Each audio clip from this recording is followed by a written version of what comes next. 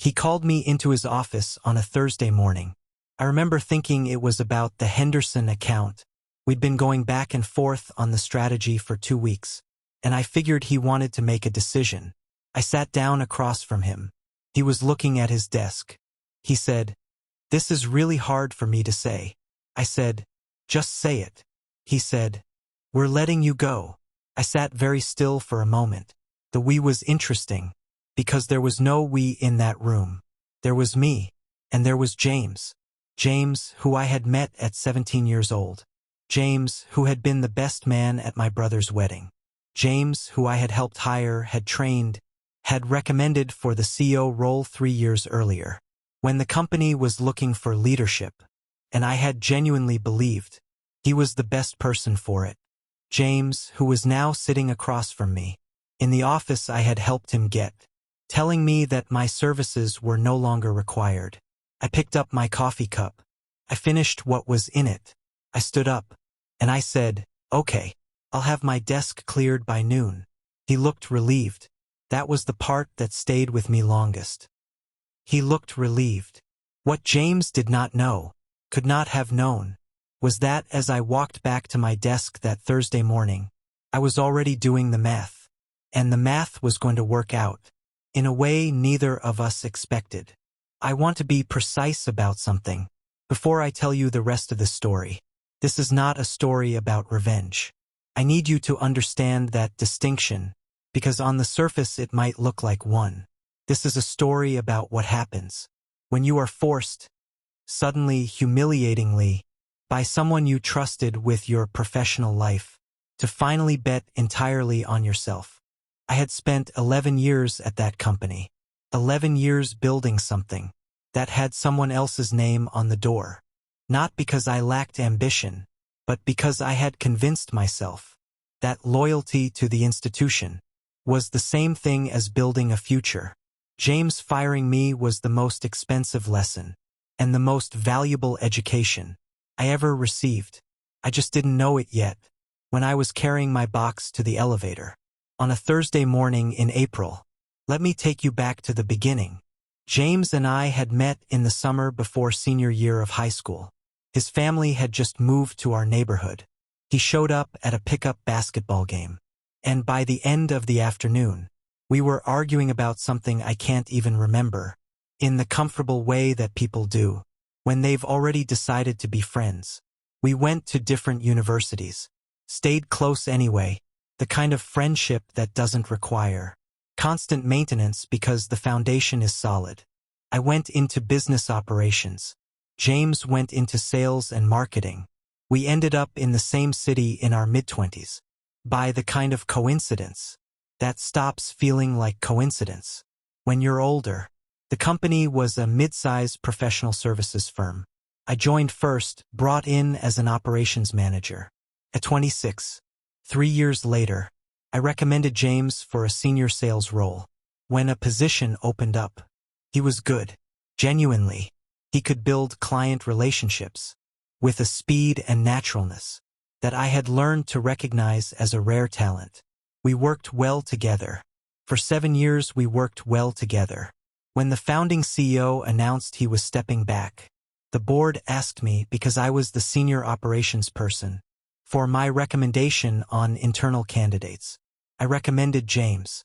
I wrote a 2-page assessment of his strengths, his relationship capital with clients, his strategic instincts. I gave it to the board chairman personally. 6 weeks later, James was appointed CEO. He called me the night the announcement went out. He said, "None of this happens without you.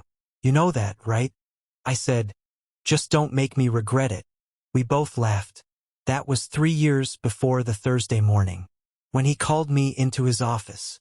I want to give you the full picture of what happened in the 3 years between James becoming CEO and James firing me, because the firing didn't come from nowhere, and understanding where it came from is the part that took me the longest to make peace with. When James became CEO, something shifted. Not dramatically, not overnight, but noticeably, to me at least. He started managing me differently, more formally, more at arm's length. I understood it intellectually, He was now my boss, not just my peer, and maintaining authority requires some degree of professional distance. I adapted, or I tried to. What I struggled to adapt to was the gradual erosion of credit. In meetings with the board, projects I had designed and executed began being described in the passive voice. The new operational framework was implemented. Not, our operations lead built this. Client relationships I had developed started being attributed to the leadership team. I raised it with James once, directly, privately. He said I was being sensitive, that at the leadership level, everything was collective. I let it go. I shouldn't have. In year 2, he hired a new COO from outside the company, someone he had worked with at a previous firm. The new COO took over responsibilities that had been mine. I was repositioned, elevated, James called it, into a senior strategic advisory role that had less operational authority than my previous position, and the same title with a slight semantic adjustment. I told myself it was restructuring. I told myself my value was still recognized. I told myself that loyalty was a long game. In year 3, the company landed a major new contract, the biggest in its history, a deal I had spent 8 months cultivating, a client relationship I had built personally from a cold introduction. At the company celebration dinner, James gave a speech. He thanked the team. He thanked the board. He mentioned me in a list of 6 people as one of the many talented individuals who contributed to this outcome. One of the many. I drove home from that dinner, and I sat in my car outside my house for 20 minutes. And I thought, I don't think this is going to get better. 3 months later, he called me into his office. On a Thursday morning. There are 2 ways to leave a job you didn't choose to leave. The first way is the way most people go. With grievance, with wounded pride, focused on the injustice of what happened, and the validation that never came. I understand that way.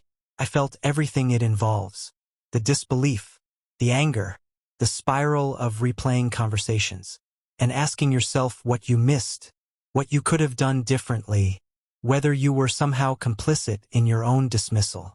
I gave myself exactly 1 week for all of that. 7 days. Then I was done. The second way is with math. Here is what I knew after 11 years at that company. I knew every major client relationship intimately. I knew what they needed, what frustrated them, what they were paying for, and what they felt they weren't fully getting. I knew the operational gaps in the services the company provided, because I had been the person responsible for filling those gaps.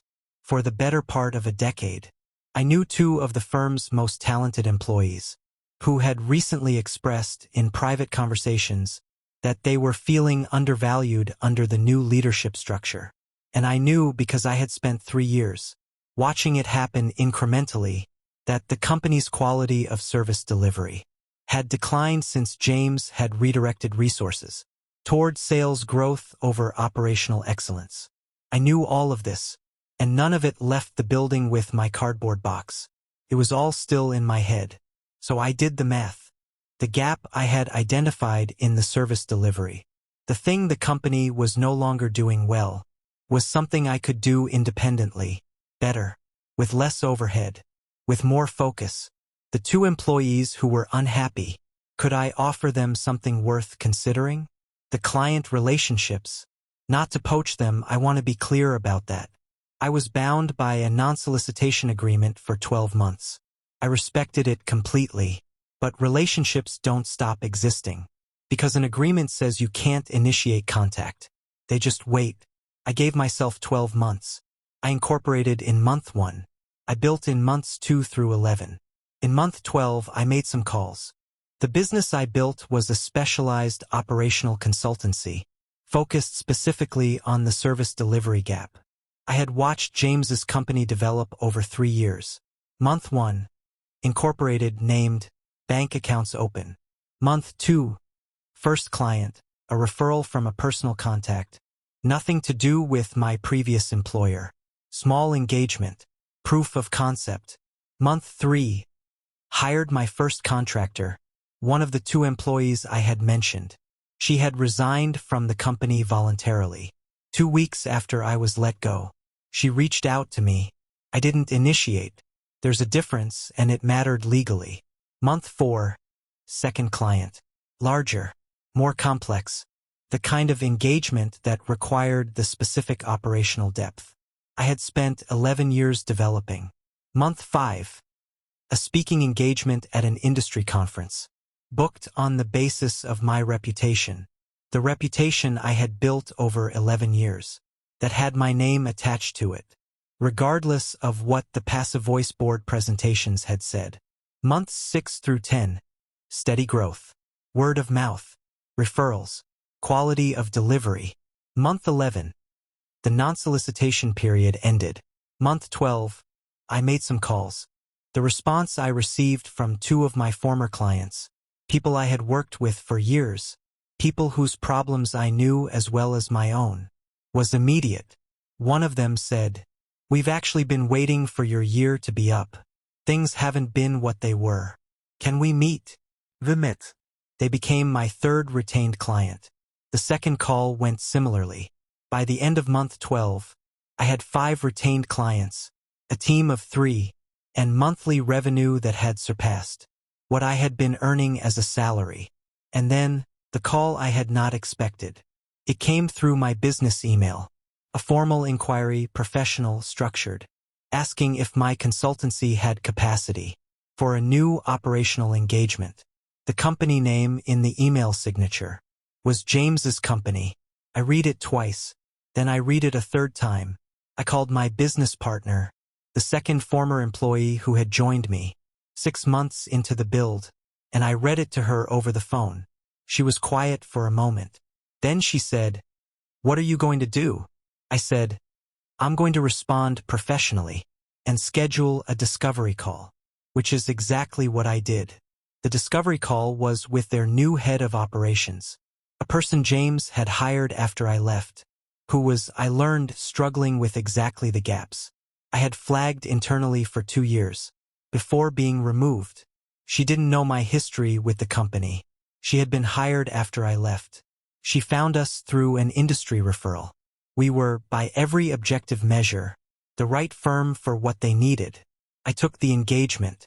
I want to be honest about my internal experience of making that decision, because it was not simple. There was a version of me that wanted to decline, to say, "Your CEO fired me 3 years ago, and this conversation is evidence of exactly what I told him would happen if he redirected resources away from operational quality. I'll pass." That version of me was understandable.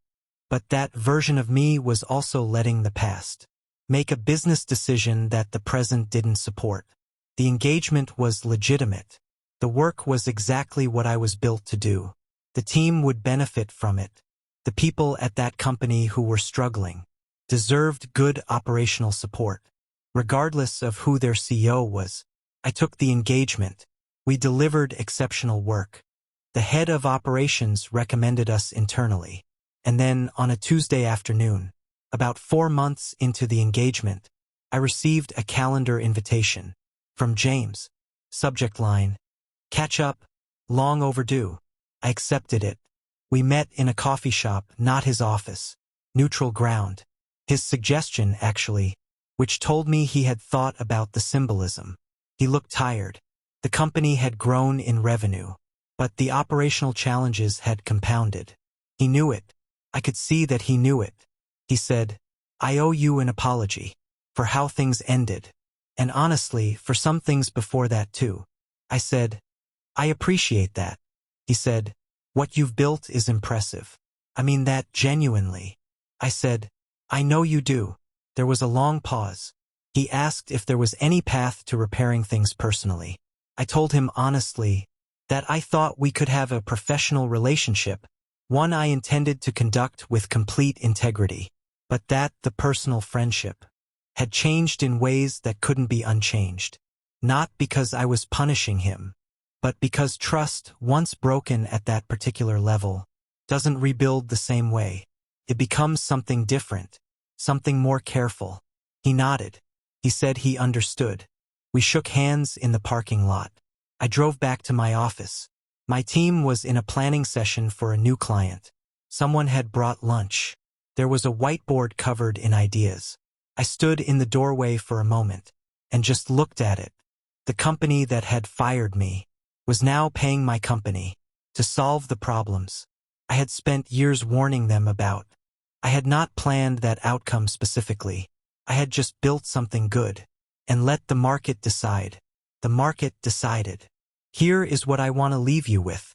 Being fired by anyone, but especially by a friend, is one of the most destabilizing professional experiences a person can have. It combines the financial vulnerability of job loss with the personal wound of betrayal into something that takes a specific kind of navigation to get through without letting it define you. What got me through it was the math, not cold calculation, but the honest assessment of what I actually had. Skills, relationships, knowledge, a reputation, none of which left the building with my cardboard box. Nobody can fire you from what you know. Nobody can terminate your experience. Nobody can eliminate the relationships you built through genuine care and quality work. They can remove you from the structure. They cannot remove what you built. James firing me was the moment. I stopped building inside someone else's structure and started building my own. And everything that followed, the business, the team, the clients, the Tuesday afternoon in that coffee shop, was the consequence of that single shift. If you are sitting somewhere tonight, having been let go, pushed out, or quietly removed from something you helped build, I want you to hear this. The structure was never the point. What you know, what you can do, what you genuinely deliver, that was always the point. And none of that was in the building they locked behind you. Subscribe for a new story every week.